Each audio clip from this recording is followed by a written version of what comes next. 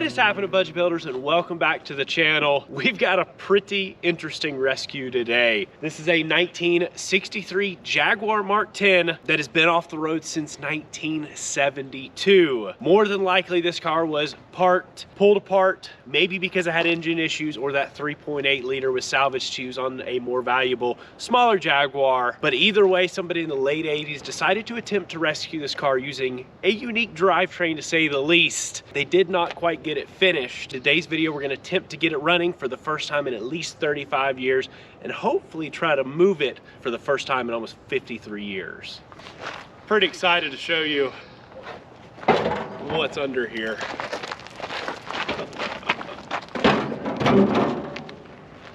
That's a big block Mopar. Not any big block Mopar. You see the block right there? That's a 440 in this thing.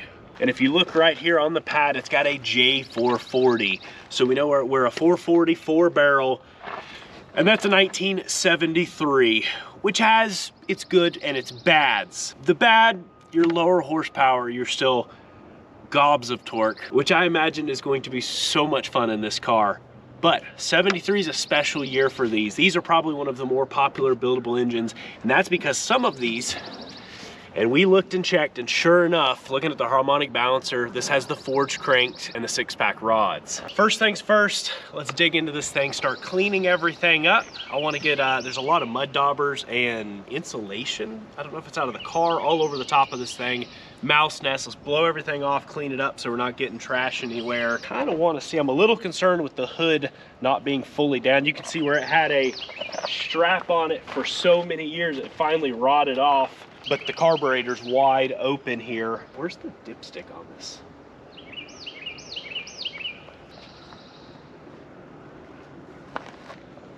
Should we?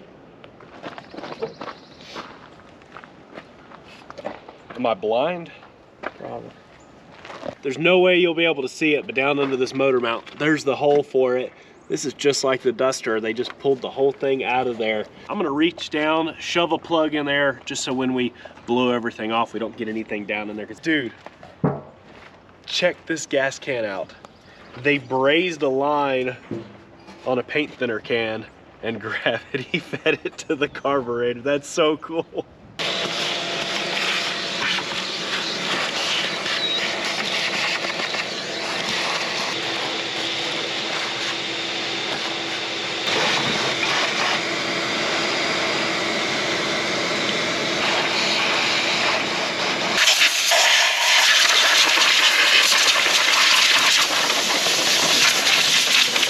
This thing's actually super clean for a big block, definitely pretty low mileage, and that's probably leaning more towards the came out of a motorhome, which no problem. It's cool it went in here. Now that everything's cleaned up, it's kind of neat to see the old school engineering that went into this. Getting in here and, you know, making some clearance with a torch. You know, that's not frame structure. It's actually not. The main frame rail's down there, so this is just added structure that apparently you didn't need. Now, first thing we want to do getting into here is let's get all these plugs pulled. As long as this thing is sat, the carburetor's a little crusty and kind of open. I want to pull these spark plugs and let's get an idea of the condition of our combustion chambers. And if everything looks pretty decent, we want to soak everything down. We'll try and attempt to turn this thing over by hand before anything. If you get in there with a starter, not knowing what's in there, you might end up having some surface rust and ripping up a ring gland or something, and we just don't want to take a chance of doing that.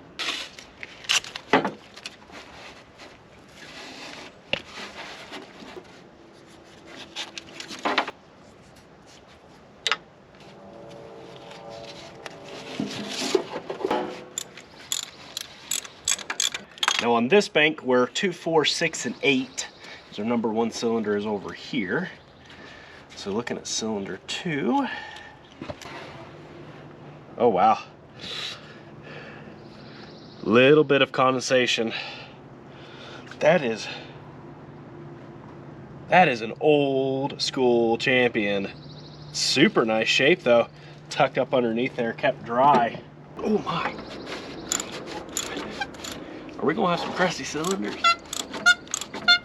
Come on. keep going.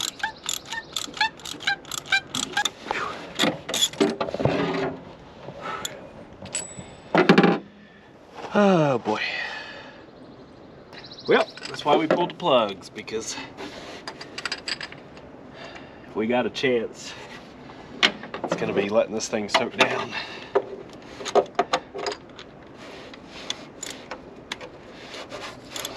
Six. That's better, but it's still got some surface rust on it. Holy moly. Cylinder number 8. Probably the best looking one so far. Number 1, what is that? That's a factory Mopar plug. Look at it.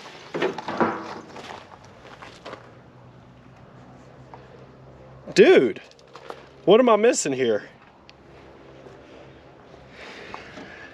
It's a pretty decent looking plug, at least. Maybe a little bit of condensation, but not bad. Same on this side. Ooh, that's an old plug. That might even be the originals. 35P Mopars. That's a cool plug. Oh man, it's seen some moisture. So this whole bank, yeah, that's a pretty nice looking plug. I am going to absolutely drown all of these cylinders with PB Blaster. We're gonna let this thing soak for a little while, and then we'll pull this radiator. It is 180 years old. It's puking everywhere. I actually poured a little bit of coolant down in it just to be safe so it didn't freeze. And now we're gonna get it out of the way, and then we can get to that crank snout.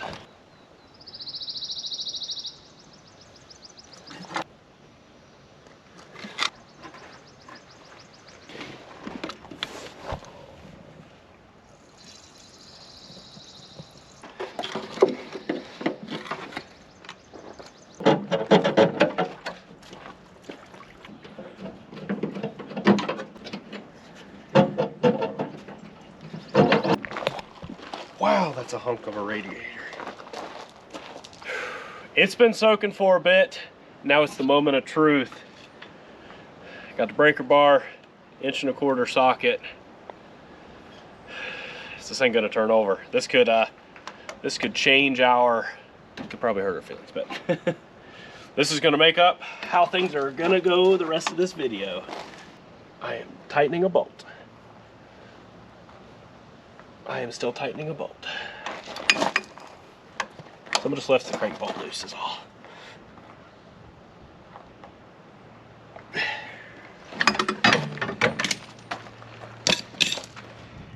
Yikes.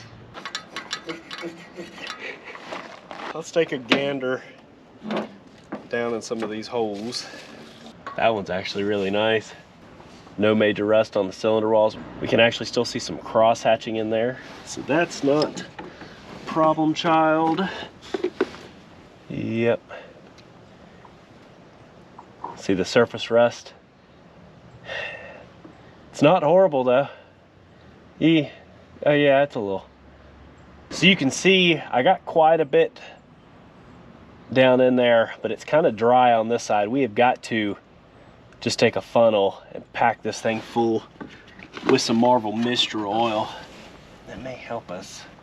See that surface rust on the wall, but it's pretty light. It's not super gnarly, crunchy. Most of that, if you can get these things to turn over, just the rake of the rings will actually just scuff that down and blow it out.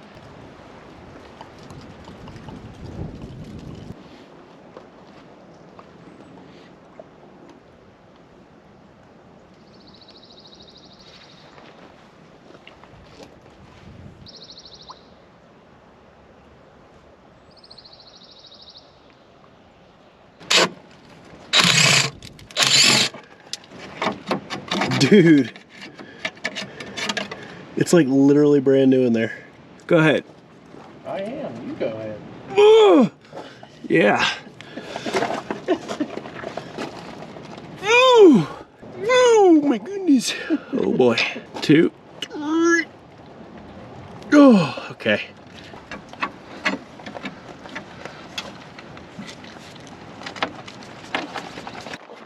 What are you doing? There we go. Look at that. It's smooth, isn't it? Yeah.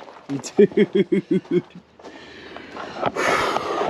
I did not think that was one that was gonna free up. Quite honestly, we're just about to start pulling this thing apart. Now, before we try the starter and start just cranking over on this thing, we know it's been sitting for so many years. All the crud and sediment over those years has settled down, for the most part, to the bottom of that oil pan. We want to just pull that plug, get it drained out, make sure everything looks okay. We'll get some fresh oil in it before we start just pumping it through, sending it through that oil pump and through the oil galleys. If we do end up getting this thing running, if it needs it, we can change it again. It's just cheap insurance to take care of while we're in there. Woo! It's not sludgy, it's thick, it's old. I guess all oil's pretty old, huh? I can't believe Jaguar engineered this where the oil out of the 440 drains right down onto the tie rod.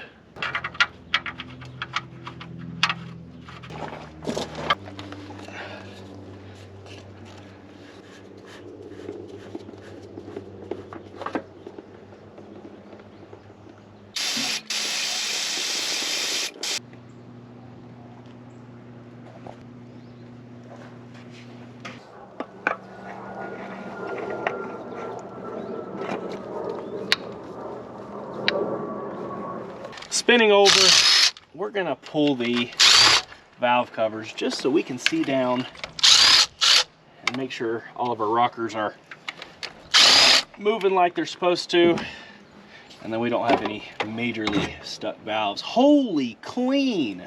For a stuck motor, that is that's pretty nice. Wow. What? What was that? Oh my. Well, my confidence level just changed. Dude. That's been in there a minute too. Painted. So that was probably up here on the intake.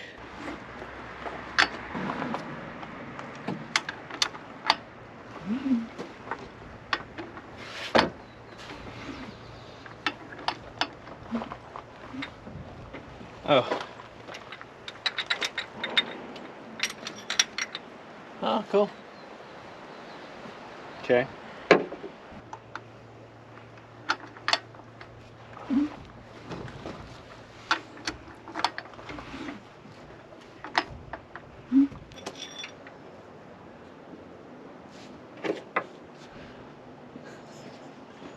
Let's pull our rocker assemblies here. See if we can figure out. I think we know why they did it.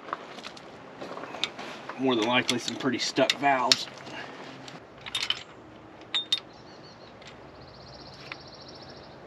And look how low that first valve is. Oh yeah, it's stuck down. Pretty straight.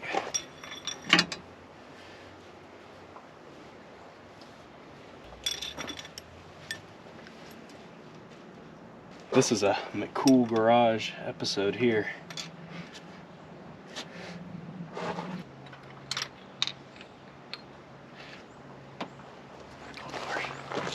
Oh gosh. Oh, just the other low valve right there. Yeah. Very low. It's a good thing all that became apparent before we started cranking over on this thing and took the chance of bending a valve. We can use our compression gauge hose, latch on our air, and that will allow us to act as compression in here and hopefully hold some pressure. See if we can get these valves to pop around and seat themselves and free up, hopefully.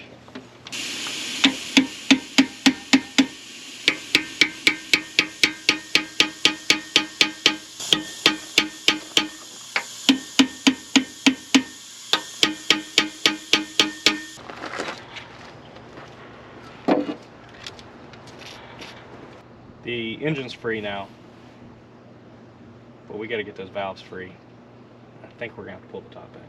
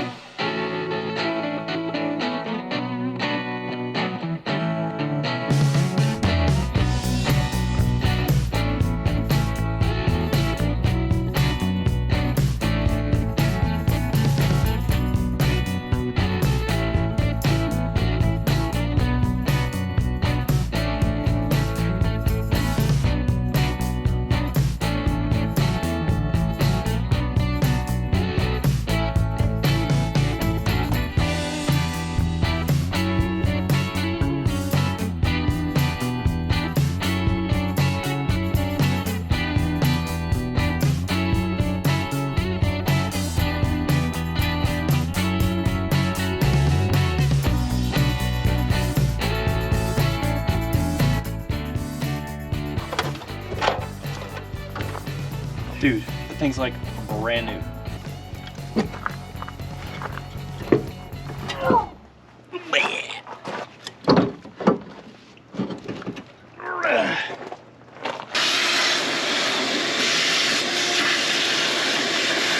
Like a bunch of old carbon buildup.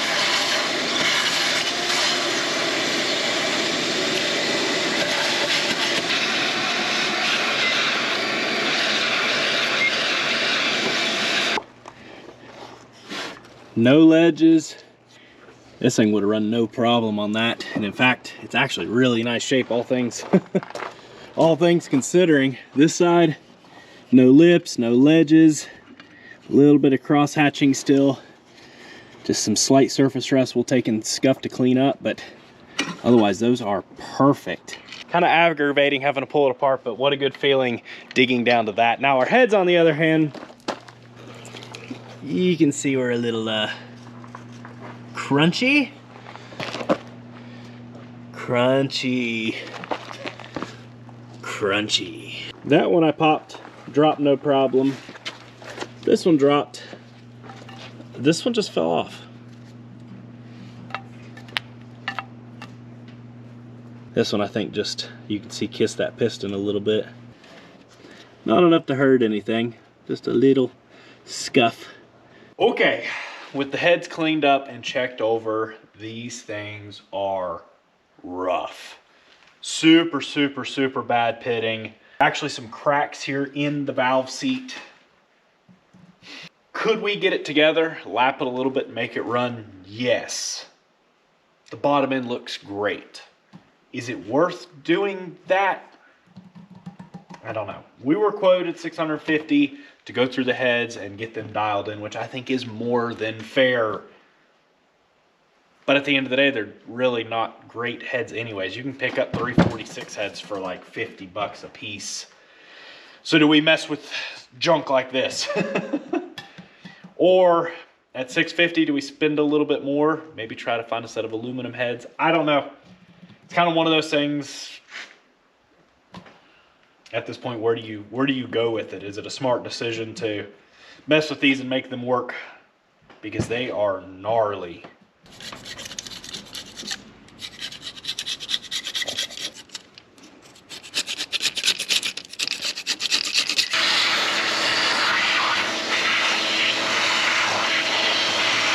Just checking while we're down here, all of these lifters are just super, super, super smooth.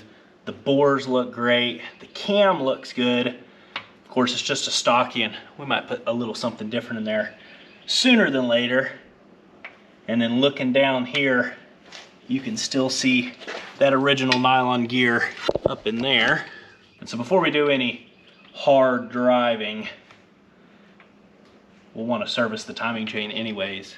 With the bottom end looking as good as it is, we've got to find a set of heads. Now, a friend of mine happened to come across a pickup at a junkyard in Jefferson, Georgia that has just so happens to have a 440 in it. We're gonna ride down and see if we can pull the heads off of it.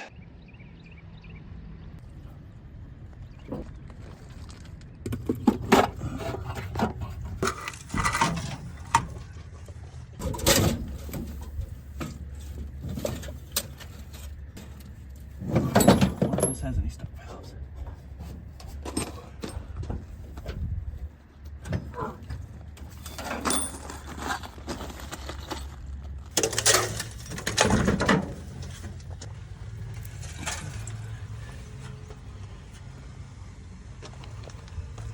Well, those cylinder heads did not quite pan out. They were just as bad, if not worse, than the ones that we already had. But on our way home, I did a little bit of research, did a little looking online, and a local hot rod shop, Last Stop Restoration, had a set of some 452 heads. So these are very, very similar. This is a little bit earlier set of heads.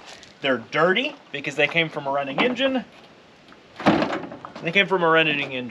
So they are much better. They hooked us up with these, and I'm excited. We'll get these cleaned up, stuck on. Hopefully, we'll have a good rolling assembly now. We did not leave the junkyard down in Jefferson there empty-handed. We ended up with a nice seat out of that pickup truck that's gonna go in our power wagon. So still a worthwhile trip.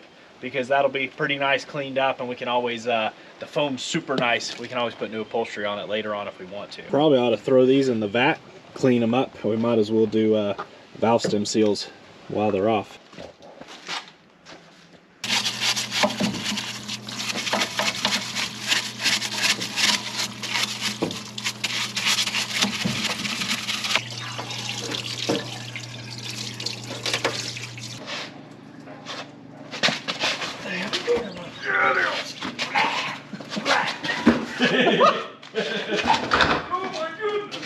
Sorry, my bench is kind of a disaster today.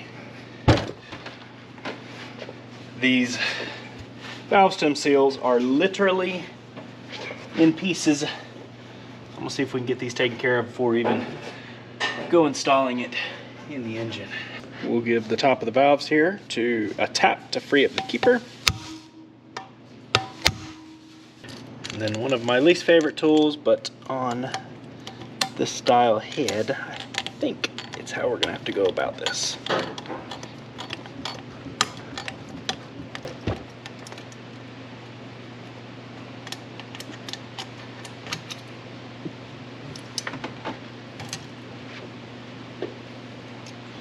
There you go.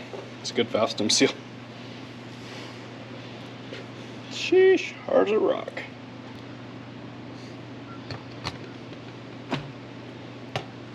Sketchy.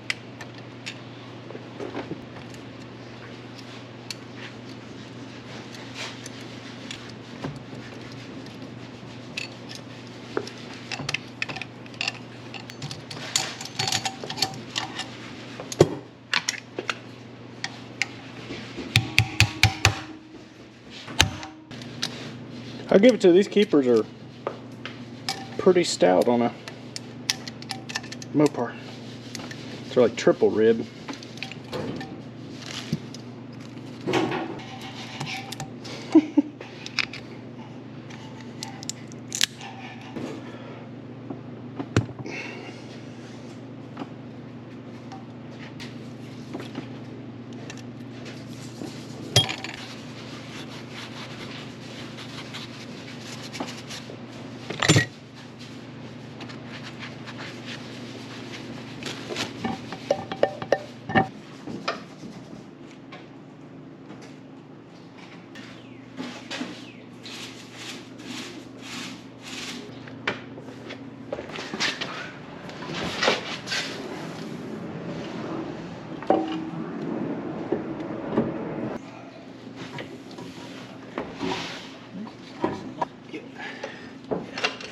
I'm just gonna leave it there. Okay. Going back in with our head bolts, a handful of these are actually drilled down into the water jacket, these bottom ones down here. I like to take this number 2 non-hardening sealant, it's a type 2, and I just get a little bit on here just to make sure our threads are sealed, no coolant can come up them, but that also helps with lubricating those threads while we're running these bolts down in here.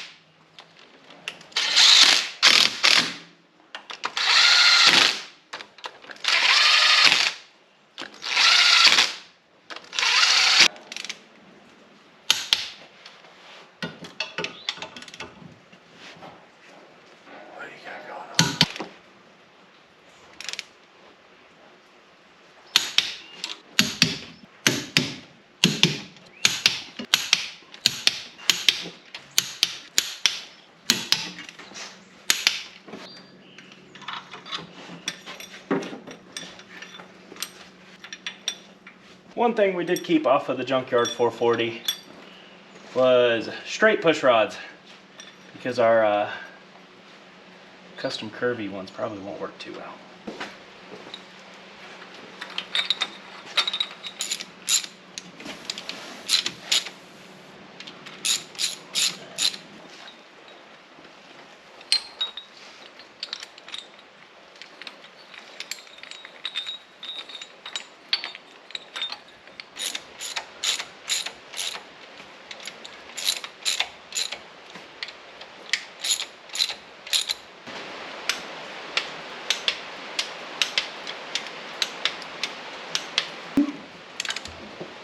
I hear some compression.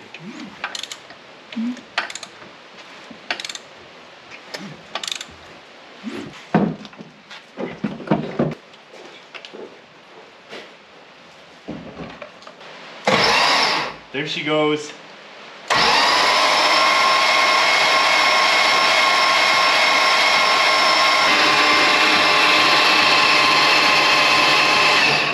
Oh, look at the bird blowing down there. That's good. Right? Tiny bit of turning over. This thing is pumping oil like crazy.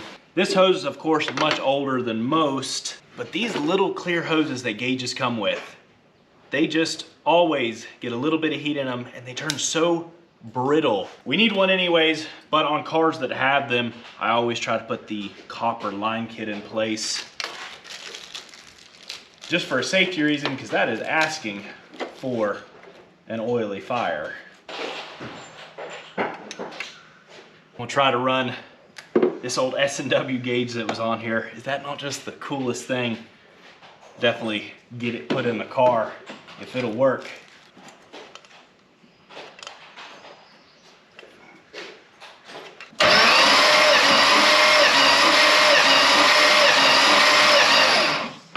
It's not bad. A little on the weak side, but we know we're gonna have a ton of crud packed around those rings.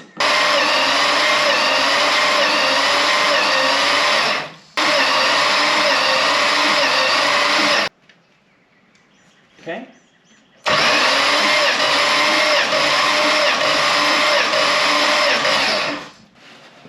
Go ahead, please.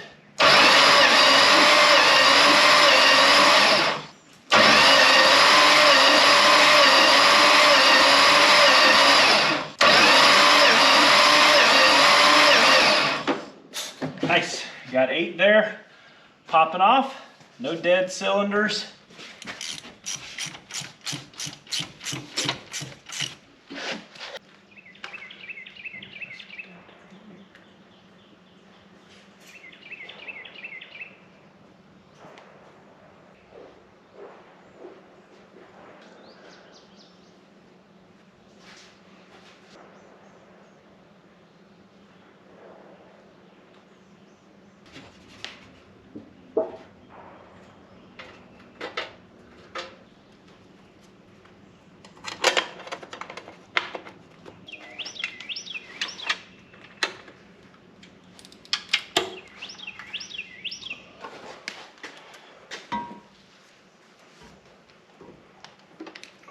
Got to remember to put that number 2 sealant on the bolts here for the intake because it goes straight down into the head.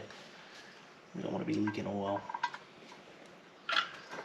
I like the Hemi orange better than the blue, especially in this car.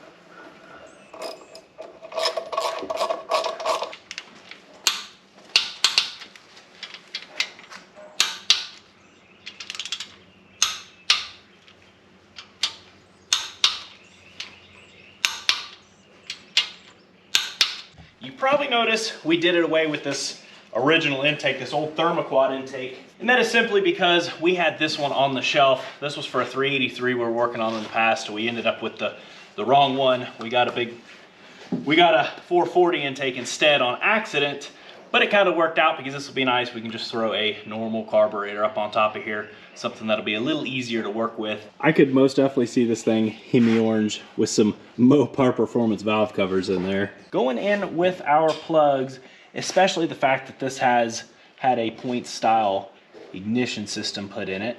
We just want to verify we've got a 35 thousandths gap. Holy moly.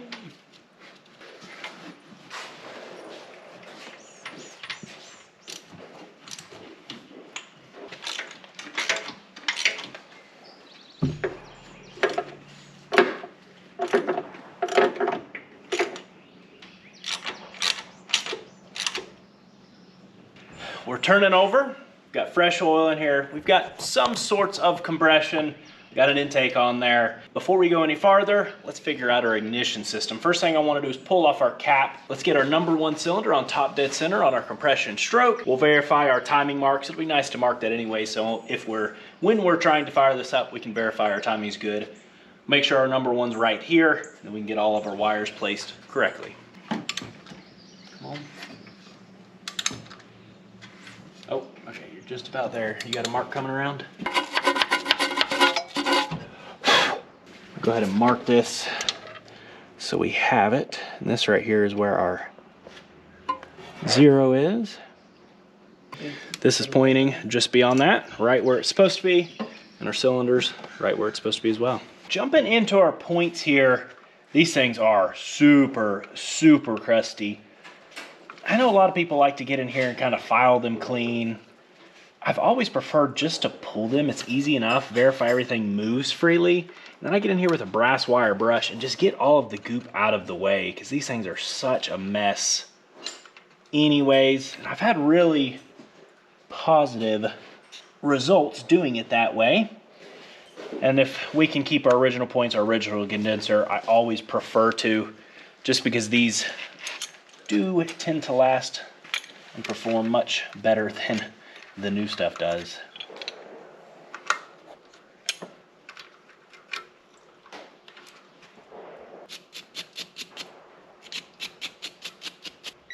We're making, breaking, making, breaking. Sweet.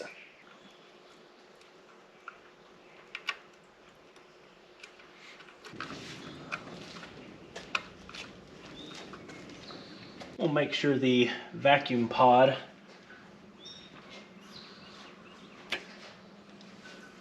is completely bad. We will definitely need one of those.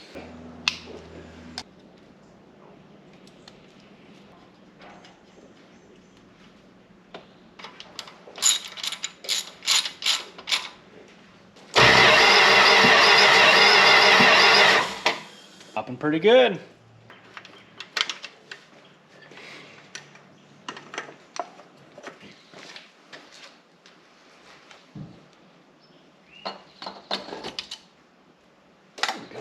This is that old 600 off of the Firebird before we put the 455 in there. Should be a good one to attempt to fire this thing up with.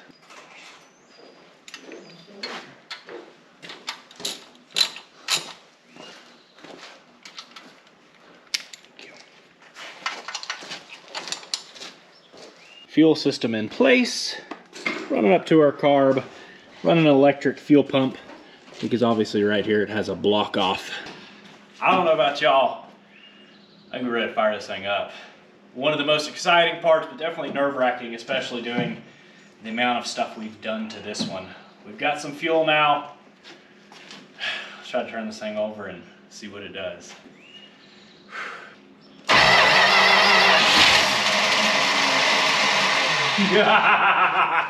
Give it some gas. I think it might want to go. Okay.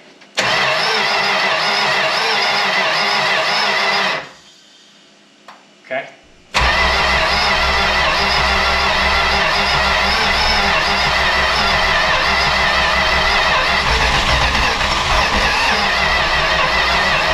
That's an oil pressure.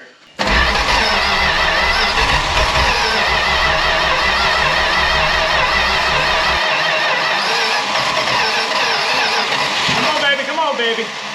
We're about to make an oily mess.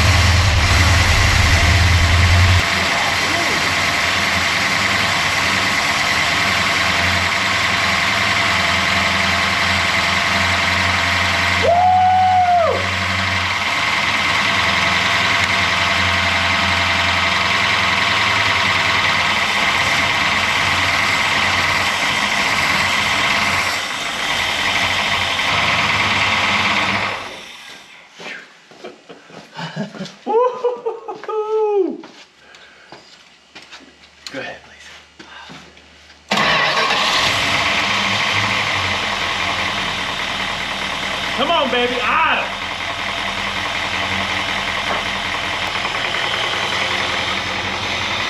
Can't run it too long without a cooling system.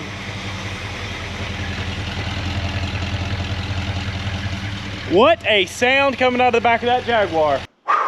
That is the sweet smell of success. I think the only thing that's a little concerning, it sure does sound like it's got just a little bit of connecting rod noise, maybe some rod knock in there. Let's address this cooling system. Let's get some coolant in it so we can run it for a while. It may just be that long period of time this thing is sat. Sometimes those lifters, it could be lifter noise it might have to clear up. If it is rod knock, it's not horrible. We can probably just drop the pan and take care of that, no problem.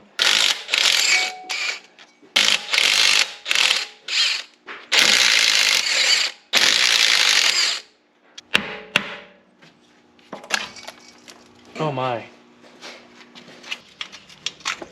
Oh my goodness. Holy cow.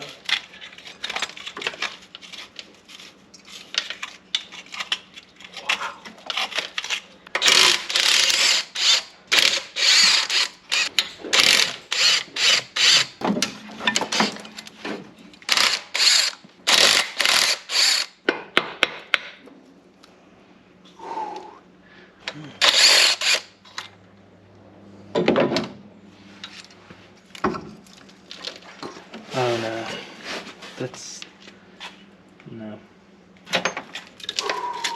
Yeah, we just gotta start flushing. That's all we can do. All we can do. Shit.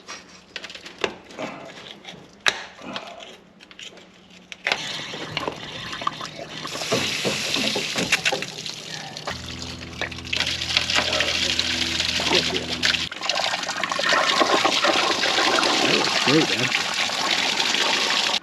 What in the world did they have in this thing?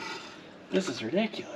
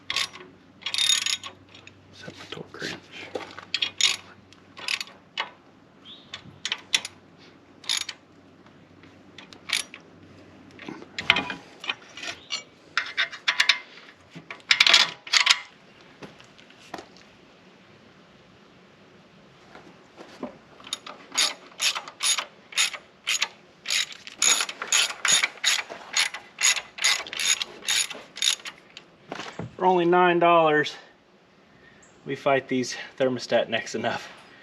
And that one was so crusty, we figured we'd throw a new one on here. Plus it makes the engine look brand new.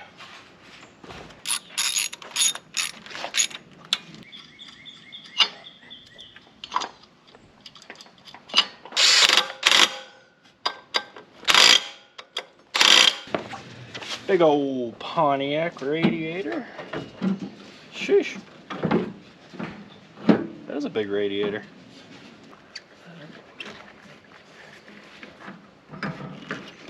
It's not perfect, but it's a cooling system. We've got some zip ties for belts, temporarily. Hoses kind of in place.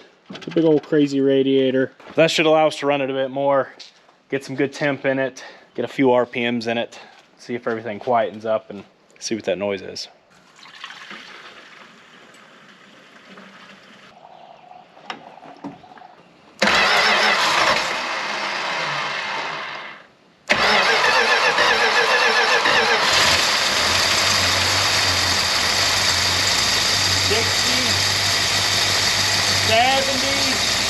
$70 PSI of oil pressure.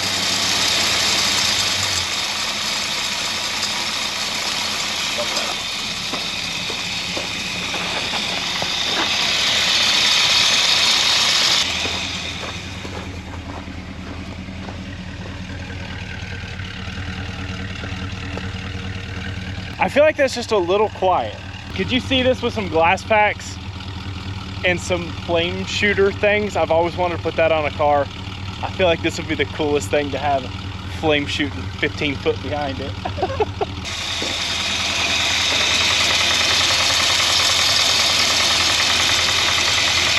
Picked up some noise, didn't it? Oh It was weird, it was super quiet.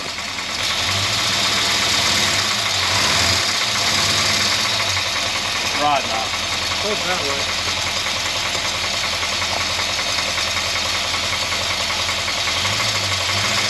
Weird, it was quiet. Well, it's thick oil. That's free up a little bit.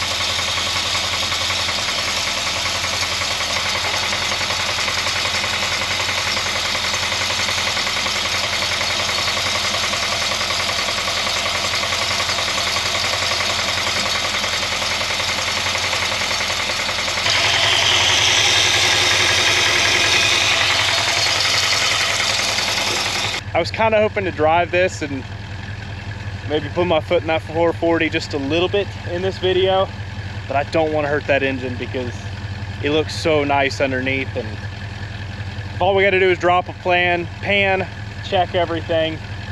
If everything looks good, it's just a maybe spun bearing or bearing that got pushed out of place there. It might be an easy fix and I don't want to kill it. Well, I think we know why somebody put the work into installing a 440 but not finishing the project. Got a little noisemaker in there. What's nice is it's kind of tight down here, but this whole front end, the bushings are bad, and like literally the whole front end drops out from underneath this thing. So it should give us a good bit of room and hopefully enough just to run the bolts out and drop that pan. Actually, in the future, we might just decide to put another front end underneath this thing, like a Mustang 2 or maybe even a Crown Vic or something, depending on width and stuff, because it looks like you can get a decent amount for this car. The toughest and most expensive thing other than drivetrain is the brakes.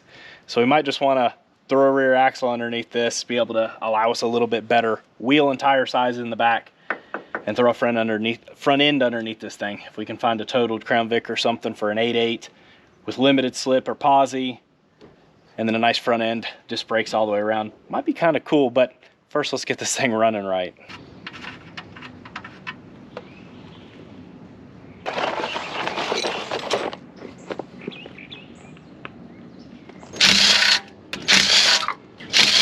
I'm kind of thinking this engine went for a tumble at one point in time.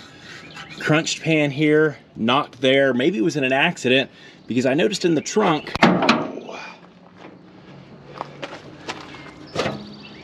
a little bit of a crunched valve cover, buckle pan, a water pump with the snout broken off of it, and a bunch of extra little odds and ends.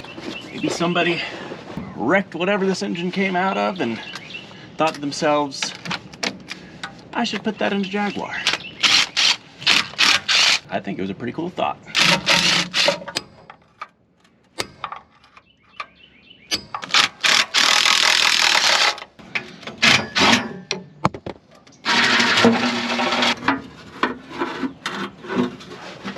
Oh, come on. Dude, this is beautiful. There we can see our forged crank. That feels great. That feels great. And then looking up in here, I can see an LY. So that means these are actually standard rods instead of the 6-pack, which I have found doing some research that most people prefer these over the 6-pack rods anymore, just because of their weight. They're so much, the 6-packs are so much heavier, and you're not really benefiting much. Of course, it's not going to be one that's going to show its face. Yay.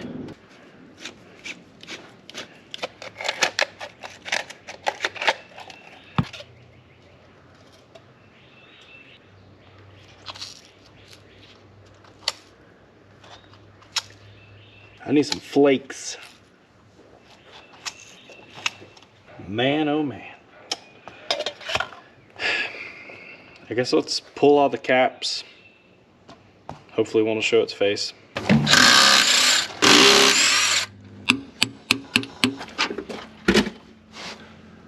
There's not even wear on that bearing.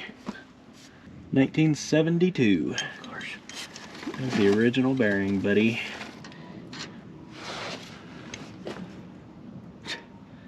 Dude, it's literally like brand new. This thing has no miles on it.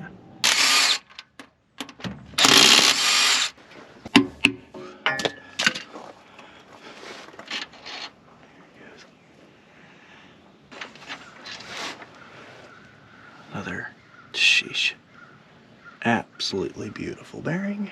Well, we didn't see lots of bearing material in the oil filter. Probably should have known this was gonna go this way. Wow, what a beautiful bearing. Yep, I checked some mains too, which is what I am retorquing now. They look brand new, just like the connecting rod bearings. See here, just barely. This side's tight, just a little bit of play. It's a nylon gear and that's why we want to replace it. But as far as loose goes, it's really good. I'm gonna check lash really quick on this crank, just see if there's any front to back play. Is that 10 thousandths? Yeah. Okay, 440. 5 to 10 thousandths is within spec for in play. Let's throw a set of connecting rod bearings in it. That's what the noise sounded like. We've been here before. I want to truly hear this thing run before we go considering rebuilding it. I just don't feel the need to rebuild something that looks this good. My only thought is maybe that one valve that kissed, or even just the pressure of getting this thing turning over being stuck, has compressed one of these bearings. I think it's worth a shot. I can get a set off of Summit.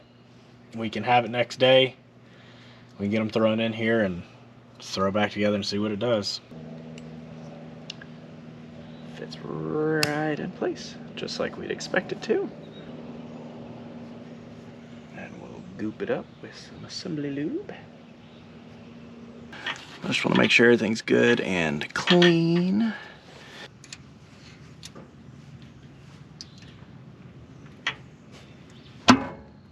Boom.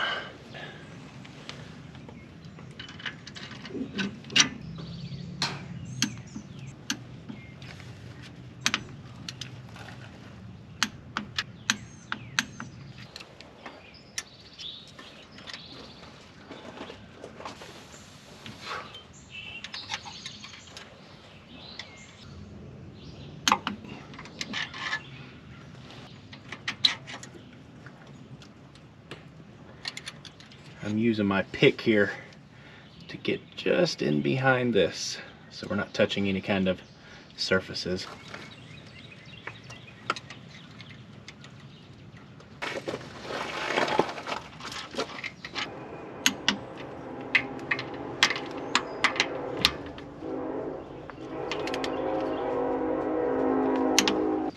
Here's the front one. And the rear.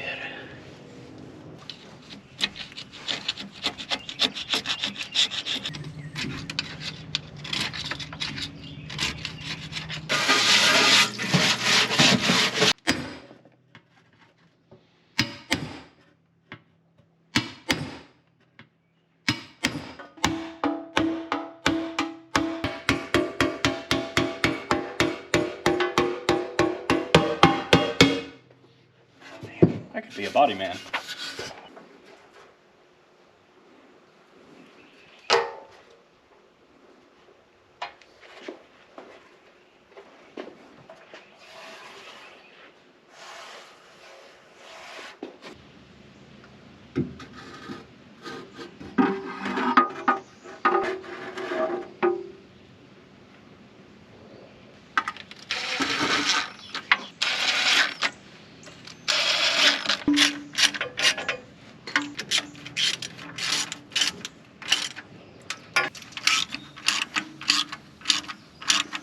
Of course, we forgot about the dipstick and want to take care of that while we're putting fresh oil in here. We should have done it while we had the pan out. We could have just knocked, there's a little piece of broken off dipstick in here. What we did was thread a bolt down in it. We're gonna try to vice grip and hammer this up out of the way. Everything is just so darn tight in this engine bay. Oh yeah. Check that out. Let me see.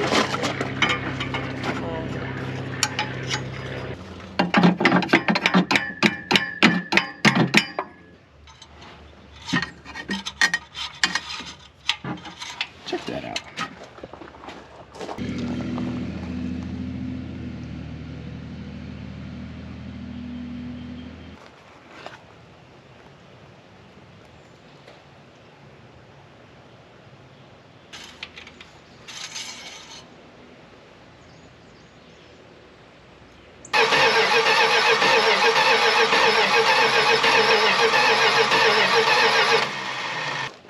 Let's find out if this thing is interested in knocking.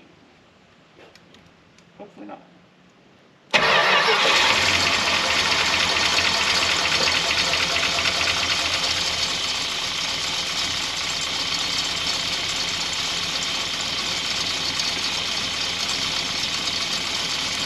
It took a second before, so.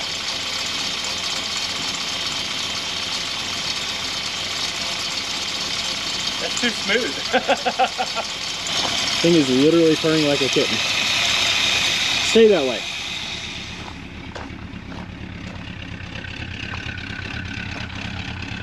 It's got some old like stocky mufflers on it. It needs something. Probably a cam too.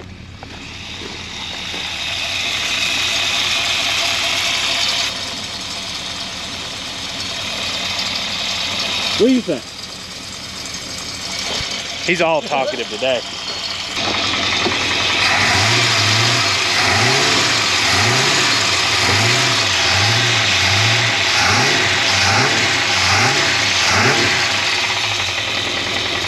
There it is.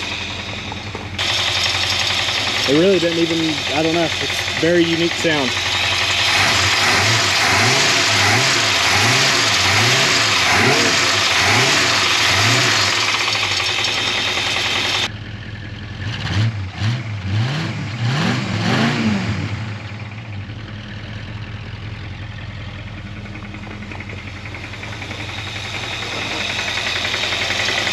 One way of checking to verify, and we probably should have done this to begin with, if it is a connecting rod issue, is by pulling spark plug wires and killing that cylinder. If the sound goes away, we know that's the cylinder, that's the issue. Now, normally you do this and I get my butt lit, but thankfully a local subscriber, Wayne, hooked us up with these little pullers, and this is gonna make life so much easier and less potentially heart stopping. It's crazy when you first started it doesn't do it.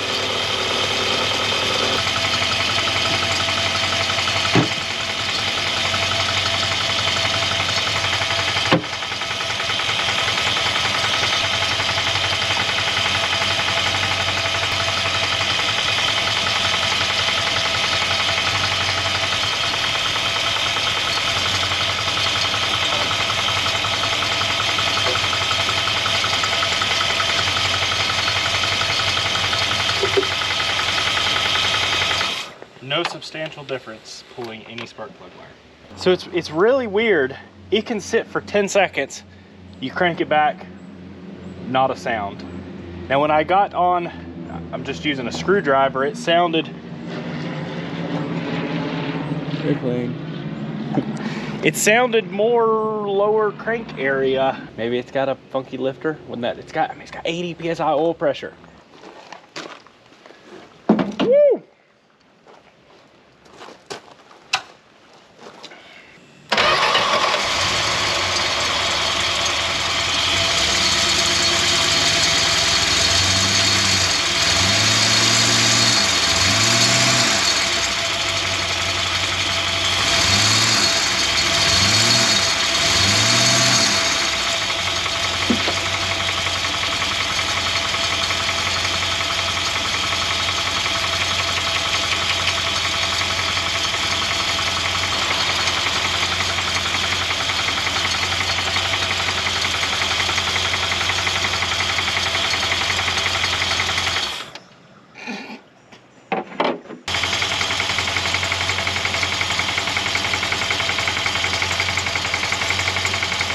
Very pronounced right here.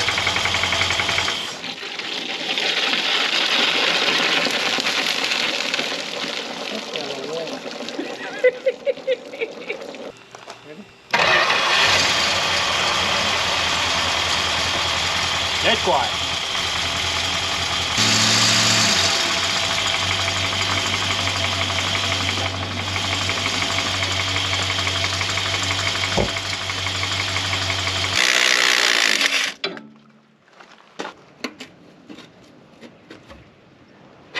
Let's see something nice and obvious. Probably not. It's got some play, but it's not hurting this. Oh, it's crazy. I mentioned it.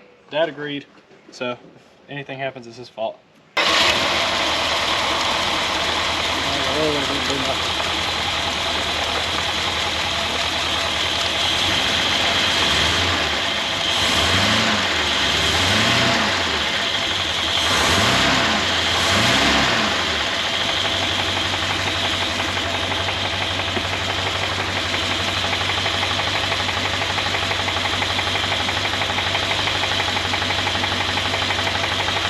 I really don't.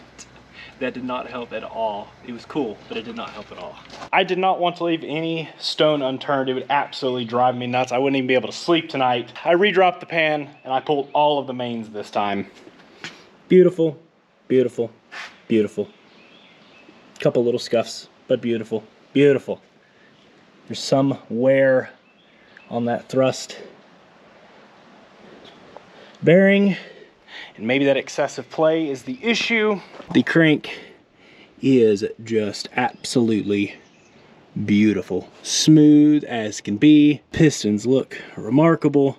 Cylinder walls look incredible. Not a big fan of giving up and leaving something like that. I've got the crank dropped and all of our bearings pulled out here. They all look really nice, to be expected. This one has a little bit of gouging in it, like they left some trash in there from the factory, but that's not a big deal. The only thing that shows somewhere is that thrust bearing. Maybe that's all it is. What's nice is with this rear cap pulled out for the rear main seal, you can see the torque converter, the flex plate and everything. Everything looks perfect. It's nice and tight. I tried prying on it. So I don't think it's an issue back there with harmonics running through the engine. It is some kind of internal engine issue that we have not figured out yet. These are dropped out. I'm gonna slide new bearings in. The crank looks perfect. Put it back together, and if it's still an issue, it's gotta be a piston, which it doesn't sound like it, or it's gotta be cam, but the cam looks perfect. Wow, we've got good access to it. It was not leaking, but this does have an original old rope style rear main, and I don't wanna get it back together and have to try to do and if everything's good, have to try to do this. I run a screw up in the rope. Try to turn it over some, please, Dad. Okay.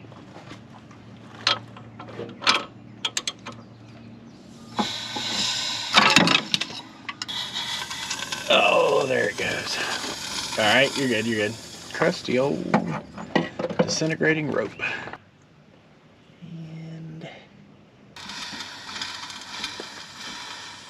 That wasn't too bad. There she goes. Beautiful. There is our rear main and our rear bearing back here, up where it's supposed to be. Let's get the rest of these knocked out.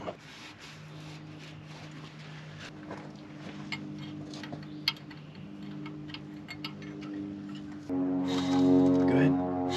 Go ahead. All right.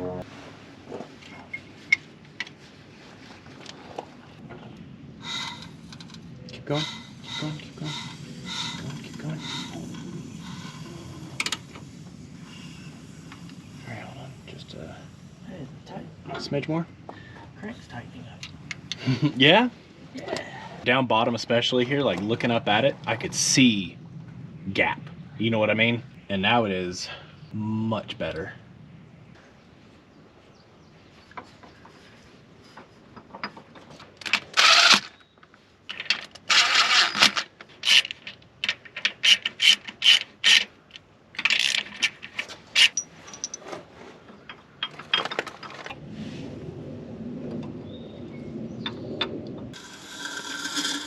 How's everything feel?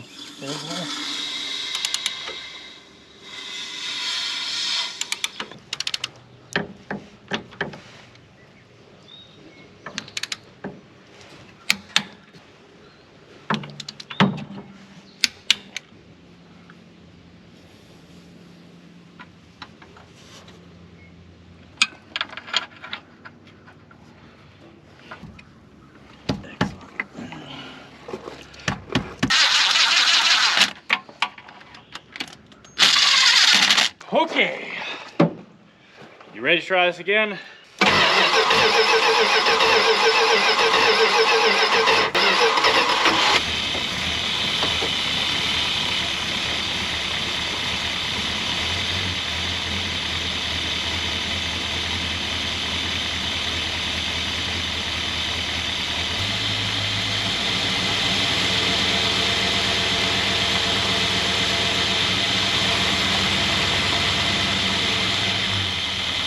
Smooth, quiet.